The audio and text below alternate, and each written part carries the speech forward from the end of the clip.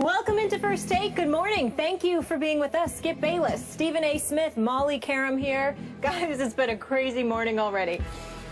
These are the kind of days I love doing this show with you. What's up, man? Good to see you, bro. Good job on your breaking news. Me, Adam Schefter, all the football gurus. Okay. They are good gurus. Yes, they are. We got a lot of I'm breaking just a news. humble co-host. No, Yeah. Okay. we got a lot of breaking news today from last night as well. We're going to get into it. We blew up the rundown, so here we go. Let's get you guys caught up. The Cowboys quarterback situation, obviously, that's heating up in Dallas. What do the guys make of it? We'll dive into that. Plus, Terrell Owens reaches out to the Cowboys. Should we get our popcorn ready? We'll fill you in there as well. But first, Stephen A., you have some breaking news involving Kam Chancellor's holdout. Let's get into that right away. Kam Chancellor has decided that he's going to end his holdout. He's going to report back to the Seattle Seahawks. He and I text back and forth this morning, and essentially, without reading exactly what he said, what it comes down to is that he made a promise to Marshawn Lynch a couple of years ago about what they were going to do. His goal is to get back and capture a Super Bowl that they feel they lost last year, that they think they deserve. And more importantly than anything else, it really hurt him to see his team out there losing games without him, knowing that he could have made a big difference. He talked about his teammates. He talked about what he owed to them.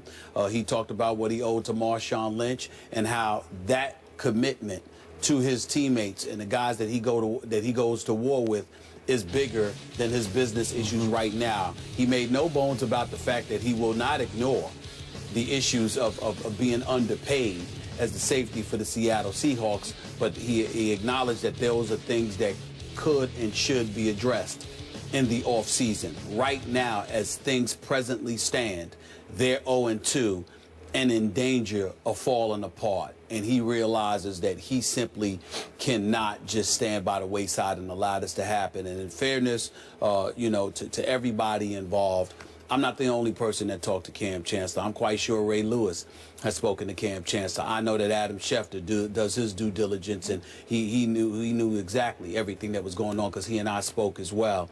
So you want to give credit to them. But in the end, what it comes down to is that Kam Chancellor recognizes that he is needed, and more importantly, it would be very, very difficult for him to live with himself if he just sat on the sidelines while his teammates went out on that field and struggled the way that he has seen them struggle over the last 2 weeks. He's shoving all of that business stuff aside for the ultimate goal. So, as yet, do you have any idea what concessions were made on either side? There are no. Like just let it go? He was at about 4.5. Yeah. Remember, they came up to 8.1. There's like 900,000. It's about 900,000. Yeah. No concessions were made. No conversations took place. He just decided that it's time to go back and handle his business on that football field, and it's something that they can revisit in the offseason. Wow. That is noble. That is impressive. That is exactly what I thought and said on this show he should have done maybe a week ago. I get it, I get the impasse, and I know the philosophical differences that he wanted to be taken care of a little bit, at least in another year, by having some money moved up. But if you love your football team, as I know he does, and you like your chances even at 0-2, you gotta. I know some people look at it as cave in. It's not that he's caving in. He's just coming back for the good of his brethren. That's what he's doing. The guys that he's gone to battle with. Well, I want to make sure that I'm very, very clear about something here. According to Kam, there were conversations with the Seattle Seahawks in the past, obviously.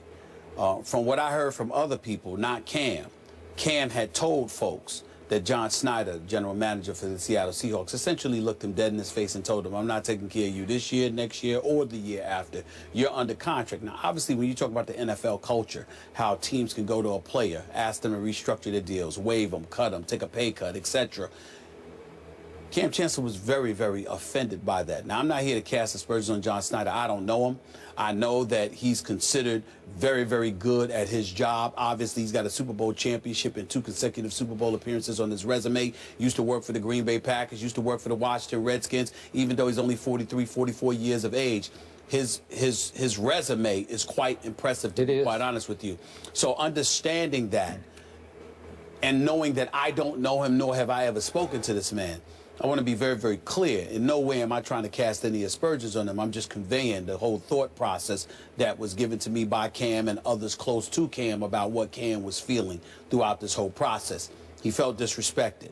He felt like his manhood was brought into play because a guy can look you in the face and tell you under no circumstances is he going to take care of you at all, considering what Kam Chancellor goes out on the field and does. His pride was a part of the equation. And so as a result of that, that's why he was so steadfast and resolute in his commitment to holding out. Yeah. I think the loss to Green Bay on Sunday night, how they looked in the fourth quarter after taking a 17-13 lead, how the defense appeared to have fallen apart, I think really, really hit home for him. And I don't know if he'll admit it or if any of those other guys will admit it. I don't even know if they'll acknowledge having talked to him.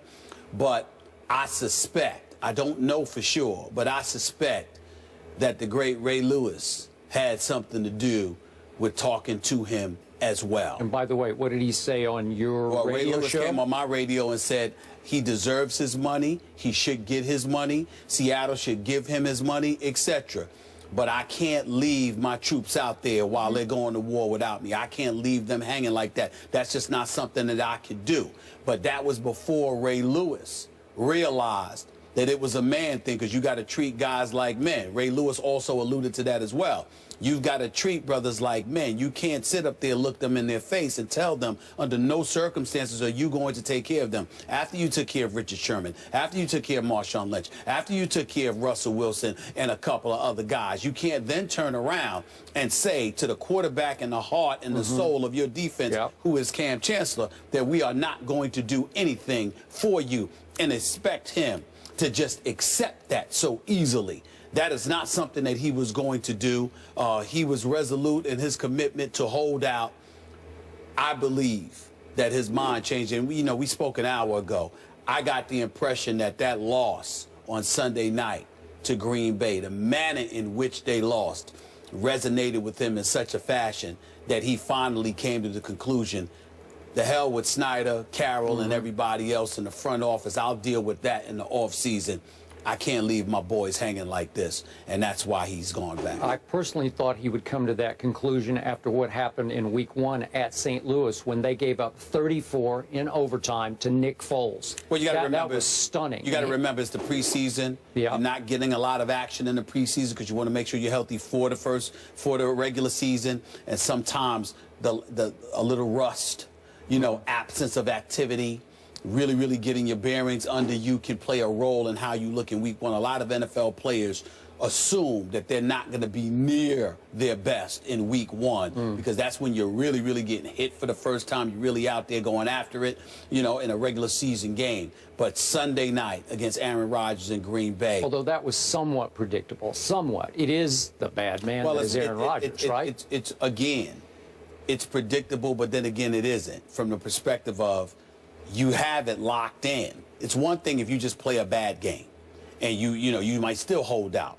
But when you play well for 3 quarters and then you fall apart when it counts most, that speaks to an absence of leadership more than anything else at any other time. Yeah. And I think that that's what resonated with him. So despite the fact that all of his notable brothers on that football team have been taken care of, let's reiterate the fact that he didn't have just 1 year left on his deal or 2 years left. He had 3 full years left, and they were willing just to move up some money from the 3rd year into the 2nd year. I believe that's he wasn't asking. His position all along is that he wasn't asking for, quote unquote, more money. He wanted some of the money that was designated for him in 2017 to be moved up to 2016. Correct. So he could be secure. Okay. So going forward, this is your Super Bowl pick. Do you think this will immediately change the culture and life in Seattle? Yes. Okay. Yes, so I you do. think they'll get right back on track? I think they'll get right back on track. I think with Kam Chancellor on that field, particularly the kind of mission that he's on, he feels that he's undervalued, not just monetarily, but because of the manner in which he was spoken to by John Snyder, supposedly. He didn't tell me that. A couple of his teammates told me that. But in the end, when you have that kind of feeling, if you thought Kam Chancellor was violent before on the football field, I think you're going to see a little something extra. But also the thing that I think you have to watch out for, not everybody inside that locker room was openly supportive of him and his position. And if there is a danger in all of this, is that he'll remember that too. Yep. He knows that there were a lot of guys, especially Marshawn Lynch, because that is a name he mentioned specifically to come back for. Marshawn Lynch. I mean, he said coming back for Marshawn Lynch. How Marshawn Lynch and I made promises to one another a couple of years ago. I can't leave my dog hanging like that. That's a quote from him. I respect that. So when you look at it from that perspective, clearly somebody like Marshawn Lynch, I would say of all the players in the locker room, that's the biggest reason he's coming back. There are others who have supported him, but there are others who are either tepid in their support or non-existent in their support at all. And he's going to remember them too, and that could be dangerous. I believe the head coach was not on his bandwagon on this one, He's not thinking about he knows about Pete Carroll. He doesn't feel the same about Pete Carroll. I'm sure he does. All right, but I'm talking players. Sure. There were players that weren't openly supportive of him. They were like, life can go on without me. You know, we play 11 on 11. I think that's a quote from Richard Sherman. I'm not saying Richard Sherman didn't support him. I'm saying we don't know how Kam Chancellor is going to receive those things. And that's where that's the danger part that can come into the equation. But Kam knows he has no shot at validating his significance to that franchise if they start losing, even when he comes back. Well, they have to win. He shouldn't have a big problem validating his value to that team this Sunday. This Sunday they got the Chicago Bears in Seattle. Jimmy Clausen, Jimmy Clausen, can you handle that one, Cam? I think you can. The 12. Then they get Detroit, who's sort of a semi-gimme, if you will, the next week in Seattle. Then they have to go to Cincinnati, and then it starts to get tough, and you'll start to figure it out. For your edification, is something that you need to know. These players in Seattle don't just want the Super Bowl. They want New England.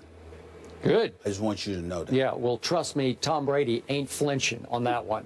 Because he torched the Legion of without there's no B in it in the fourth quarter of the Super Bowl. Greatest fourth quarter of a Super Bowl I have ever seen from the great Tom Brady, the best quarterback in the National Football League. And I'm sure he would relish the opportunity to repeat that performance against those same Seattle Seahawks. I'm going to go on record right now as there's no way they're going to get back to the Super Bowl. I just don't see it. There's you spoke of this little dissension, that dissension, this dissension, this dissension. We haven't even talked about Jimmy Graham, who's clearly unhappy because he's not getting the football. I don't know why. I don't know what's going on behind the scenes, but they're just not throwing him the football yet. So with all that dissension, all that uneasiness under the carpet in the locker room versus Pete Carroll, and still it goes all the way back to resonating to the call at the end of the Super Bowl game. I just don't know if you can climb out of that. I'm not sure about that. We'll see. I have to pay attention to two teams. One of them is not the Cowboys. I'm paying no attention to the Cowboys. I would tell you that the Green Bay Packers, I would have paid attention to them if Jordy Nelson had been healthy, because I think that they would have had the best record in football. I think their home field advantage would have been in their pocket, and the road to the Super Bowl would have had to come through Lambeau Field, which I think would have been tough for anybody. Merrill Hodge came on my radio show yesterday on Sirius XM, and he said Arizona is a team to watch out for. You got to remember that Carson Palmer, they're 14-2 in his last 16 starts. Carson Palmer, that is, under the stewardship of Bruce Arians, who can really coach his butt off. And they have no fear of Seattle. But I'm still sticking with Seattle. I predicted that Seattle was going to go back, not just go back to the Super Bowl, but win it all. And the only way I will modify my pick in any way is if the Pittsburgh Steelers manage to get to the Super Bowl against them. Then I will think about it, and I reserve the right to revisit that conversation. Outside of that, I am not picking against Seattle at all. I believe that the Seattle Seahawks will win 12 of their next 14 games. And I reserve the right to hang in with a football team that will get back Greg Hardy and Rolando McClain and Randy Gregory and ultimately Des Bryant and Tony Romo, and be the force to be reckoned with, even by your Seattle Seahawks, who have to, if memory serves, visit Jerry World this year. I will tell you this. If Russell Wilson runs the ball more the way he ran on Sunday when he was chalking up 78 yards over those first three plus quarters, I'm here to tell you right now, ain't nobody beating Seattle. Ain't nobody beating Not Seattle. in the NFC. Really? All right. NFC. Stephen A. has them going to the Super Bowl. Wow. Skip, not so much. We'll revisit your Cowboys a little later in the show. But I'm happy for that entire fan base, the 12s, and for the Seahawks to get Kam Chancellor back.